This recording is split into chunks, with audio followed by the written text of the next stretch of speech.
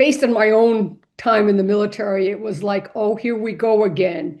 Every so often, we've got to go through one of these things where somebody in a position of power thinks women are wrecking the U.S. military.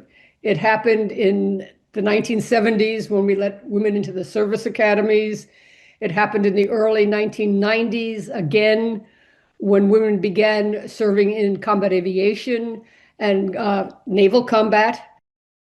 It's really a 75-year-long odyssey for women in the military. But within the past 20 years, that would take us back to the early 2000s, we needed women in Iraq and Afghanistan to work with Army and Marine Corps infantry and special forces because of the cultural situation there. Our men could not talk to the local women, nor in any way could they ever do any sort of body search of them.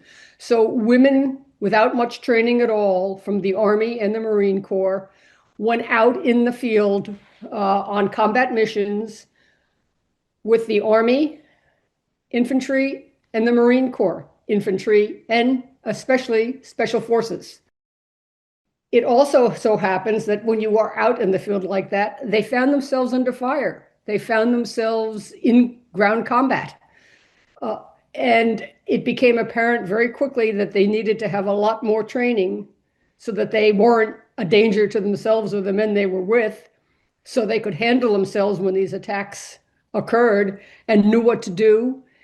And they learned how to do it. They were in ground combat. 2 of them won Silver Stars for gallantry, and they did it very well. In fact, we never heard a peep during that whole 20 years about women messing something up in a combat situation. That only started lately. Now that the wars are settled down, people who don't like what happened. And one of the biggest things that happened because of that was the formal opening of ground combat roles in the infantry, armor, field artillery to women. And I will say that every one of those women have had to meet the exact same standards as the men they work with. They got no shortcuts, no easy way around. They and their male counterparts meet the exact same standards. I've read his book. His book is called The War on Warriors.